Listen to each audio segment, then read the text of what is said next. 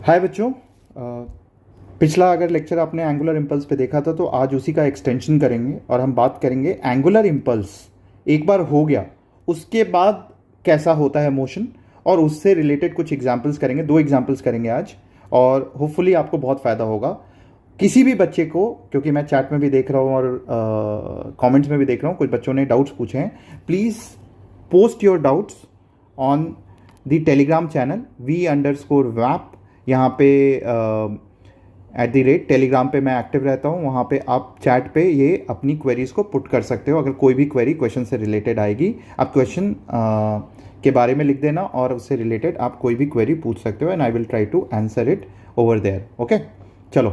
तो आज हम इस पे 2 सवाल जो करेंगे, उस सवाल के थ्रू ही हम क्वेश्चन सीखेंगे। जो बच्चे अभी इन टॉपिक्स में वीक हैं प्लीज़ मत करना, बट जिन बच्चों को आता है, थोड़ा बहुत भी आता है, तो वो करोगे तो आपको काफ़ी हेल्प मिलेगा। बिकॉज बहुत ज़्यादा प्रोबेबिलिटी है इस बार इम्पल्स, टॉर्क, उनसे क्वेश्चन आने की। आईआईटी के अंदर काफ़ी अच्छे सवाल नहीं आए हैं कुछ सालों में इम्पल्स से रिलेटेड, तो होपफुली इस साल आने की प्रोबेबिलिटी है। चलो देखते हैं पहले एग्जाम्पल से। पहला एग्जाम्पल कहता है कि एक कार जैसी कोई चीज़ ले लेते हैं।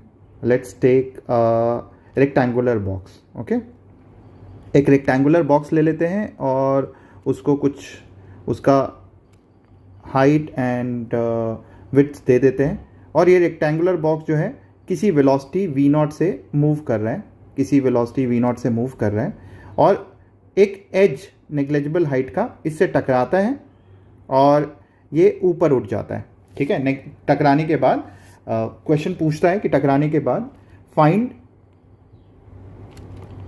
Minimum v0 such that it just stands on the edge। मतलब ये सिंपली यहां पे आके ये स्टैंड कर जाता है, मतलब इसके आगे इसकी वेलोसिटी जो है 0 हो जाती है। ये आपको ये क्वेश्चन पूछ रहा है। अब इस क्वेश्चन को करने में क्लियरली दिख रहा है कि 2 स्टेप्स अपने को लगाने चाहिए। सबसे पहले तो देखना चाहिए यहाँ पे आएगा और टकराएगा। अगर टकराएगा तो इम्पल्स का केस है कि बिल्कुल इसके ऊपर, इस पॉइंट के ऊपर एक इम्पल्स लगेगा। ये जो पॉइंट है यहाँ पे, इसको बोल देते हैं P पॉइंट, इस पे इम्पल्स लगेगा। तो ये केस है। और मैंने कल आपको बताया था कि जब भी इम्पल्स, एंगुलर इम्पल्स लग रहा है जिसकी वजह से ऑब्जेक्ट घूमने लग जाता है, 3 स्टेप्स में ही सॉल्व होते हैं। सबसे पहले देखेंगे, फर्स्ट स्टेप हम देखेंगे कि क्या लीनियर मोमेंटम डेल्टा P ये 0 है या नहीं है। तो obviously it will not be equal to 0, क्योंकि इसके ऊपर एक्सटर्नल फोर्स लग रहा है एंड वो 0 नहीं है। तो एक्सटर्नल फोर्स है P पे एज की वजह से, एंड देयरफॉर क्लियरली आप लीनियर मोमेंटम को कंजर्व नहीं कर सकते हो। सेकंड, आपको कोलिजन का टाइप नहीं दिया हुआ है इस क्वेश्चन में, तो हम इमेजिन नहीं कर सकते, अपने से अज्यूम नहीं कर सकते कि ये इलास्टिक कोलिजन है। तो अभी हम एनर्जी की भी बात नहीं करेंगे यहाँ पे। अब थर्ड आता है, जो मैंने आपको बोला है सबसे क्रिटिकल होता है इन सब चीज़ों में, एंगुलर मोमेंटम। और एंगुलर मोमेंटम किस पॉइंट पे कंजर्व करेंगे? क्लियरली जैसे ही टकराएगा ये पॉइंट थोड़ा सा ऊपर उठ जाएगा। टकराते ही ये हल्का सा, ये सारे के सारे फोर्सेस जो हैं वो ऑलमोस्ट, आप ये देखो, केवल यहीं पे लगेंगे। एज का फोर्स भी लगेगा यहीं पे, नॉर्मल भी यहीं पे लगेगा, mg सेंटर पे लग रहा है। लेकिन जो भी फाइनाइट फोर्सेस होते हैं लाइक mg, उनके द्वारा mg dt ये आपका इम्पल्स लगेगा विच इज नेग्लिजिबल, क्योंकि mg एक फाइनाइट फोर्स है। उसमें अगर बहुत छोटी वैल्यू से मल्टीप्लाई करोगे तो दिस कैन बी, आप इसको नेग्लेक्ट कर सकते हो, नेग्लिजिबल फोर्सेस हैं। ओके, तो इसको अभी हम भूल जाते हैं। mg dt कहीं इम्पल्स के केसेस में काम नहीं आता है बहुत ज़्यादा। अगर हाँ बहुत देर तक अगर इम्पल्स लग रहा है या टकरा के कोलिजन हो रहा है, तो उस टाइम पे mg इंटू डेल्टा टी कुछ लग सकता है, because then time is not very small.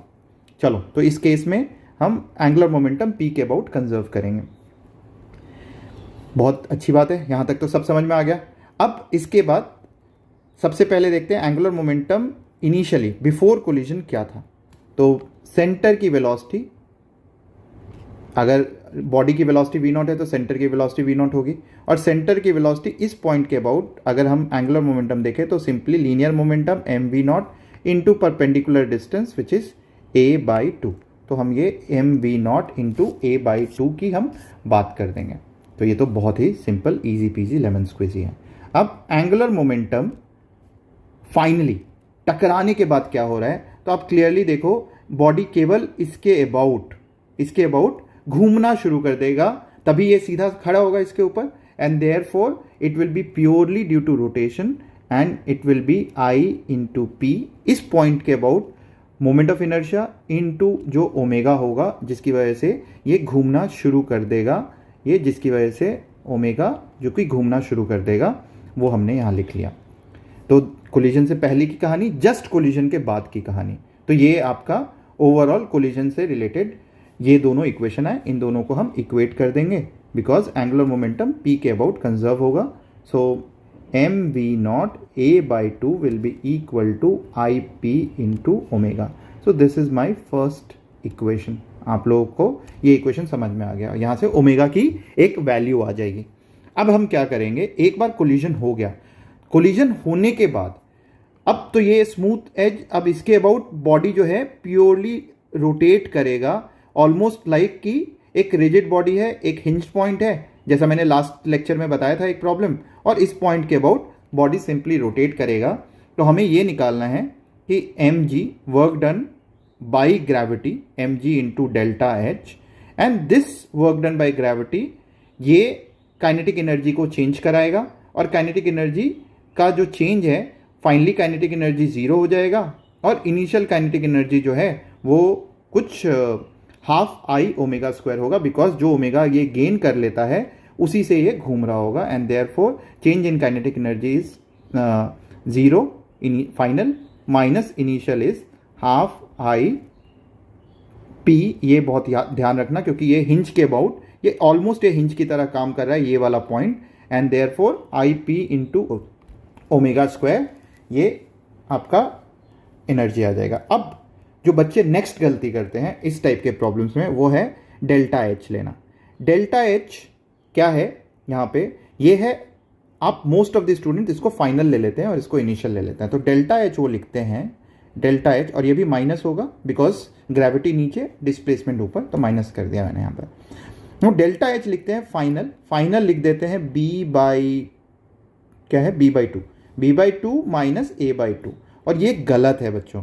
ये देखो डब्बे में बंद कर रहा हूँ, इसको मत करना ये गलती, बिकॉज जस्ट पूछा है। तो याद करो एक सर्कुलर मोशन में मैंने एक कॉन्सेप्ट आप लोगों ने पढ़ा भी होगा कि अगर टॉप पे सर्कुलर मोशन में कुछ वेलोसिटी है हल्की सी, तो अपने आप ही ये सर्कुलर मोशन कंप्लीट कर लेगा। एंड सिमिलरली यहाँ पे भी कुछ वैसा ही है कि अगर ऑब्जेक्ट, आप ये देखोगे अगर ऑब्जेक्ट जो है कुछ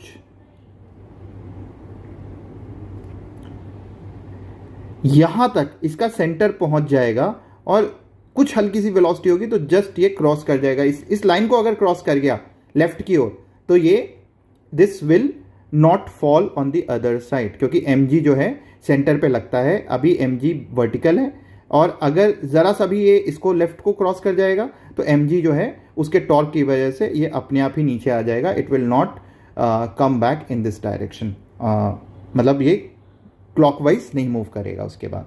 एंड देयरफॉर जो चेंज इन हाइट है, फाइनल हाइट केवल ये लेंगे, ये कितना है, this is b/2, this is a/2, and therefore this height, final height is, this height is b²/4 because b/2 का होल स्क्वायर प्लस a²/4, और इसका अंडर रूट हो जाएगा, और इसीलिए delta H will be equal to b²/4 plus a²/4 minus fine initial height क्या था a/2, तो ये आ जाएगा। तो अब आप इनकी वैल्यूज़ को पुट कर लोगे, यहाँ से ओमेगा आ जाएगा, इसको आप रिप्लेस कर लोगे इसमें और वैल्यूज़ पुट करके आंसर ले आओगे। तो ओवरऑल बच्चों देखो, इस कॉन्सेप्ट जो क्वेश्चन डिफिकल्ट लगता है वो डिफिकल्ट नहीं है अगर आपने कॉन्सेप्ट को ढंग से समझ लिया है। 3 स्टेप्स इम्पल्स में करेंगे। पहला स्टेप लीनियर मोमेंटम को चेक करना है कंजर्व है या नहीं है, सेकेंड एनर्जी के बारे में चेक करना है वो कंजर्व है या नहीं है, और तीसरा एंगुलर मोमेंटम, और वो देखना है कि कंजर्व अगर हो भी रहा है तो किस पॉइंट के अबाउट कंजर्व हो रहा है। अगर ये 3 चीज़ें समझ में आती हैं तो एंगुलर इम्पल्स के किसी भी क्वेश्चन को आप अप्रोच कर सकते हो और सही सही आंसर निकाल सकते हो। उसके अलावा थोड़ी बहुत ऐसे कुछ कॉन्सेप्ट्स आईआईटी में आ सकते हैं, बिकॉज यहाँ पे गलतियाँ करने के चांसेस आने के बाद भी आप गलती कर सकते हो, ये वाला आप अप्रोच लगा के फिर गलती कर दोगे। तो देयरफॉर बी कॉशियस कि क्या पूछ रहा है। नाउ इसी से रिलेटेड सिमिलर क्वेश्चन एक और देखते हैं जिसका लैंग्वेज डिफिकल्ट है। अब ये क्वेश्चन पढ़ो, बट इंटरेस्टिंग क्वेश्चन है। अगर मैं इसका डायग्राम बना दूंगा तो ये क्वेश्चन बहुत इजी पीजी लेमन स्क्वीजी हो जाएगा। क्या बोलता है, एक जूस कैन है, आप लोगों ने किया भी होगा, कई बार फ्रिज जोर से बंद करने की कोशिश करते हो तो कैन जो है उसके ऊपर रोटेट करके गिरने की टेंडेंसी होती है। मतलब अगर कैन को रखा है या कोई भी पेप्सी कोला कुछ भी रखा हुआ है तो उसकी टेंडेंसी रोटेट करने की होती है, और अगर हाइट में कम कर दूं उसको जो होल्ड करके रखा हुआ है तो गिर जाएगा। सो क्लियरली यहाँ पे दिखा हुआ है कि जूस कैन यहाँ पे रखा हुआ है फ्रीजर के अंदर, और ये कुछ डिस्टेंस पे रखा हुआ है। इसका जो सेंटर है ये सेंटर, ये वाला जो लाइन है ये 500 मिलीमीटर या फिर हाफ मीटर पे रखा हुआ है। बोलता है with what maximum angular velocity, मैं इसको फ्रीजर के बॉक्स को कितनी तेजी से या मिनिमम कितनी वेलोसिटी से मैं घुमाऊं एंगुलर वेलोसिटी से, सच दैट ये वाली जो चीज़ है जो कैन रखा हुआ है ये डिसलॉज नहीं हो। मतलब कि ये जो हाइट दिया हुआ है इस हाइट के ऊपर से ये निकल नहीं जाए। तो what I would suggest is, please एक बार पॉज करो, इस क्वेश्चन को ट्राई करो इसको खुद से, और फिर इसके सॉल्यूशन को देखना। अब मैंने समझा भी दिया क्वेश्चन को, तो आपको ज़्यादा दिक्कत नहीं आनी चाहिए। तो लेट्स सी कि इस क्वेश्चन को हम अप्रोच कैसे करेंगे। सबसे पहले इस प्रॉब्लम को ब्रेक करते हैं कि कोलिजन से पहले क्या हो रहा है। ओके, सो कोलिजन से पहले अगर मैं इस सिलेंडर के इस व्यू को देखता हूँ, लेट्स से मैं इस व्यू को देखता हूँ, तो सिलेंडर कुछ वेलोसिटी से मूव कर रहा है, और ये वेलोसिटी किसकी वजह से है, ये वेलोसिटी है, आप देखो ये हाइट, और इसकी वजह से इस वेलोसिटी से मूव कर रहा है ये वी नॉट से। और ये वी नॉट कितना हो जाएगा, this V naught will be equal to, ये कैपिटल आर ले लेते हैं, कैपिटल आर जो कि हाफ मीटर है, इनटू जो भी एंगुलर वेलोसिटी दिया हुआ है यहाँ पे ये वाली चीज़। ओके, यही निकालना है आपको। तो इससे मूव कर रहा है। फिर जब ये बंद होगा या जब बंद होने वाला होगा तो ये ऑब्वियसली ये मूव कर रहा है कांस्टेंट वेलोसिटी से। अब आप देखो बिल्कुल पिछली प्रॉब्लम की तरह यहाँ पे ये मूव कर रहा था, ये इसी के साथ रखा हुआ था, लेकिन जैसे ही बंद करोगे अचानक से ये इसके साथ टकराएगा और बिल्कुल ये एज पे टकराएगा और पिछले वाले प्रॉब्लम की तरह बन जाएगा। मतलब एज पे टकराया, एज पे टकराने के बाद ये घूमेगा, और आपको ये निकालना है कि डिसलॉज नहीं होने के लिए जस्ट यहां तक अगर पहुंचेगा तो डिसलॉज नहीं होगा। अगर यहां पे वेलोसिटी 0 होगी तो ये डिसलॉज नहीं होगा। तो आपको बस ये प्रॉब्लम कुछ इस तरीके से अज्यूम करना था। नाउ तो ये क्वेश्चन बहुत ही ईजी हो गया। फिर से देखेंगे, मोमेंटम कंजर्व होगा, जल्दी से बोलो येस नो। बिल्कुल भी नहीं होगा मोमेंटम कंजर्व यहाँ पे, बिकॉज यहाँ पे इम्पल्स लग रहा है इस पॉइंट के ऊपर। और उसके बाद obviously let me draw a diagram, जब ये कोलाइड कर रहा होगा तो कोलाइड कुछ कोलिजन के वक्त ऐसा होगा, तो इस पॉइंट पे इम्पल्स लगेगा, ठीक है, ऐसा NDT कुछ लगेगा यहाँ पे। अब मोमेंटम कंजर्व नहीं होगा तो delta P is not equal to 0। Second, energy की बात हम कर ही नहीं सकते यहाँ पे अभी, बिकॉज क्लियरली इसमें कुछ भी नहीं दिया हुआ है, कंडीशंस नहीं दी हुई हैं, तो एनर्जी की अभी हम बात नहीं करेंगे। और तीसरी चीज़ है एंगुलर मोमेंटम कंजर्वेशन। किस पॉइंट पे करेंगे, अब आपको समझ में आ गया है, P पॉइंट जो भी टकराएगा उस पॉइंट के अबाउट एंगुलर मोमेंटम कंजर्व कर देंगे। तो angular momentum about P is conserve, क्योंकि सारे फोर्सेस इसी पॉइंट के अबाउट लग रहे हैं। फिर से मैंने बोला mg को नेग्लेक्ट करना, क्योंकि इम्पल्स में mg के द्वारा जो भी इम्पल्स लगता है वो हम नेग्लेक्ट कर देते हैं। mg dt इसके द्वारा ये फाइनाइट फोर्स, ये बहुत छोटा, एंड देयरफॉर फाइनाइट इनटू बहुत छोटा, दिस इज ऑलमोस्ट नेग्लेजिबल। तो mg dt के द्वारा जो भी इम्पल्स होगा वो नेग्लेक्ट हो जाएगा। अब देखो यहाँ पे, अब तो आप बोलोगे सर ये तो बहुत इजी पीजी लेमन स्क्वीजी हो गया, बिकॉज मैं तो इसको बिल्कुल जैसे आप नींबू को गाड़ते हो वैसे ही आप इस क्वेश्चन को भी सॉल्व कर दोगे। mv इनिशियल एंगुलर मोमेंटम इस पॉइंट के अबाउट, तो देखो ये अगर मैं स्मॉल r बोलता हूँ, ये यहाँ पे हाइट दिया हुआ था, this h is equal to कुछ गिवन है, तो it will be equal to M V naught R minus H, ये आपका एंगुलर मोमेंटम हो गया। और फाइनली इसके अबाउट जैसा पिछला क्वेश्चन है प्योरली रोटेट होगा, तो it will be equal to I about P into omega, यही हो जाएगा। So I P omega. अब सॉल्व तो कर ही लोगे आप बहुत आसानी से। वी नॉट यहाँ से आर दिया हुआ है कि angular velocity of the fridge, और ये यहाँ से, तो ये इक्वेशन बन गया आपका पहला। ठीक है, सॉल्व तो आप खुद ही कर लोगे और आंसर आपको खुद ही निकालना है। सेकेंड स्टेप क्या हो गया, काइनेटिक एनर्जी। भाई काइनेटिक एनर्जी जितनी, मैंने क्या बोला, M G into delta H, जितना हाइट ये गेन करेगा, M G into delta H is equal to change in kinetic energy. Finally kinetic energy zero, initial kinetic energy, और यहाँ पे भी माइनस होगा, एम जी ऊपर, डिस्प्लेसमेंट ऊपर, एम जी नीचे, तो minus half I P into omega square. Delta H यहाँ पे क्या हो जाएगा, डेल्टा एच बस ये जो हाइट गेन किया हम इसकी बात कर रहे हैं, that is the delta H. तो delta H is equal to this, यहाँ तक बस पहुँचाना है, क्योंकि उसके बाद वापस वो जस्ट जीरो हो जाएगी वेलोसिटी, तो नीचे आ जाएगा। अब जस्ट वाले केसेस में बस आपको ऊपर तक पहुँचाना है, and these are the question which is probable to ask. तो देखो इतना डिफिकल्ट जो दिखने वाला क्वेश्चन है वो बहुत ही सिंपली केवल 2 स्टेप में सॉल्व हो गया, आपको कुछ नहीं करना है। तो ये आपका सेकेंड इक्वेशन हो गया, इन दोनों को सॉल्व कर लोगे तो you will get the answer. Solve कर लेना आंसर, कुछ 4/3 अंडर रूट ऑफ GH/r², कुछ ऐसा है, आप चेक कर लेना एक बार सॉल्व करके खुद से। सो बच्चों कमेंट बॉक्स में लिखो कि अगर आपको ये चीज़ें पसंद आ रही हैं तो ऐसे और मैं वीडियोस बना दूंगा। और because I am travelling so I am not actually using the big board, but सोचा, पुलके सर ने सजेस्ट किया कि भाई लेवल अप सीरीज़ हम कर रहे हैं तो थोड़ा सा तुम भी कर दो कुछ, तुम्हारी जो नॉलेज है, मतलब स्पेशली ये वाले टॉपिक मेरे फेवरेट टॉपिक्स हैं, रोटेशन, इम्पल्स, ये वाले टॉपिक्स, तो मैं इसमें तो घंटों टॉपिक पे पढ़ा सकता हूँ। बट आई होप आप लोग कुछ इससे एडवांटेज ले लो, आपको हेल्प मिलेगा। अगर हेल्प मिल रहा है तो please do right in the comment box, and I will create more such videos in the coming days.